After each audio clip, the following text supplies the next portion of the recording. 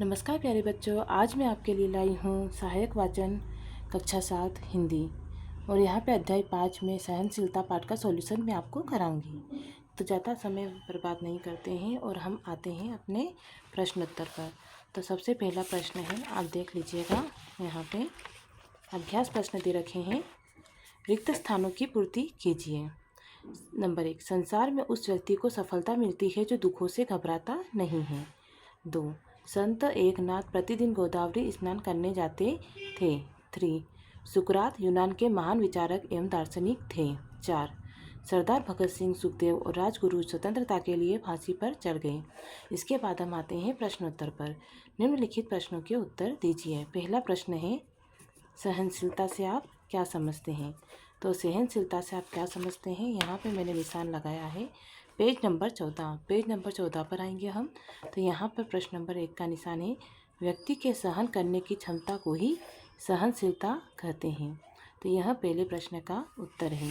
इसके बाद हम आते हैं प्रश्न क्रमांक 2 पर। प्रश्न क्रमांक 2 है, समाज सेवा करने वाले व्यक्ति में कौन कौन से गुण होते हैं? तो समाज सेवा करने वाले व्यक्ति में जो गुण होते हैं, पेज नंबर 14 पर देख लीजिएगा आप। यहाँ पे मैंने निशान लगाया है यहाँ से यहाँ तक। समाज सेवा ऐसा व्यक्ति ही कर सकता है जो समदृष्टा हो, सहानुभूति रखने वाला हो और सहनशील भी हो। इसके बाद हम आते हैं प्रश्न क्रमांक 3 पर। तो प्रश्न क्रमांक 3 यहाँ देख लीजिएगा। संत एकनाथ के साथ ऊंची मनोवृत्ति वाले व्यक्ति का व्यवहार कैसा था? तो यहाँ पर मैंने निशान लगाया है पेज नंबर 14 पर। देख लीजिएगा, ये पेज नंबर 14 पर ये तीसरे का उत्तर है। उसका दैनिक नियम सा बन गया था कि जब एकनाथ स्नान करके लौटते वह उन पर कुल्ला कर देता। तो ये प्रश्न क्रमांक 3 का उत्तर है। इसके बाद हम आते हैं प्रश्न क्रमांक 4 पर। प्रश्न क्रमांक 4 है, ऊंची मनोवृत्ति का व्यक्ति संत एकनाथ के चरणों पर क्यों गिर गया? तो क्यों गिर पड़ा? तो यहाँ पे देखिए पेज नंबर 15 पर आएंगे हम। तो पेज नंबर 15 पर यहाँ सबसे ऊपर दे रखा है, ये निशान लगाया मैंने, चौथे प्रश्न का उत्तर।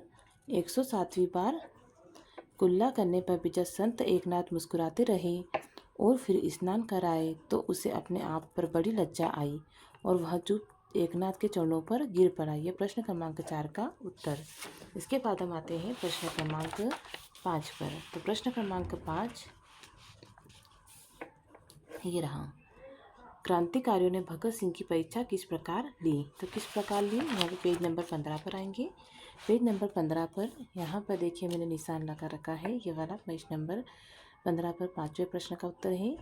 एक बार की बात है कि बहस छिड़ गई कि देखिए कौन कितना कष्ट सह सकता है, ताकि अगर हम लोग अंग्रेज पुलिस के हाथों पड़ गए तो यातनाएं मिलने पर भी भेद न बता सकें। बारी भगत सिंह की थी। उन्होंने अग्निशिखा पर अपना हाथ रख दिया। देखते देखते चर्बी हाथ से गिरने लगी, पर वाह रे बहादुर भगत सिंह, मुंह से उफ न निकली। तो ये प्रश्न क्रमांक 5 का उत्तर है। इसके बाद हम आते हैं प्रश्न क्रमांक 6 पर। तो प्रश्न क्रमांक 6 जो हमारा लास्ट वाला प्रश्न है, ये है, इतनी भीषण उमड़ घुमड़ और गर्जन के बाद वर्षा तो होनी ही थी, सुकरात ने यह बात क्यों और किससे कही? तो यह पेज नंबर 15 पर इसका उत्तर मैंने निशान लगाया है। काफ़ी मेहनत से वीडियो बनाया है, तो प्लीज़ इसे लाइक कीजिएगा, सब्सक्राइब कीजिएगा। तो प्रश्न क्रमांक 6 का उत्तर है पेज नंबर 15 पर। यहाँ से निशान लगाएंगे हम। एक बार किसी बात को लेकर वह उनसे झगड़ रही थी। सुकरात बड़े ही शांत स्वभाव से उसे सुन रहे थे।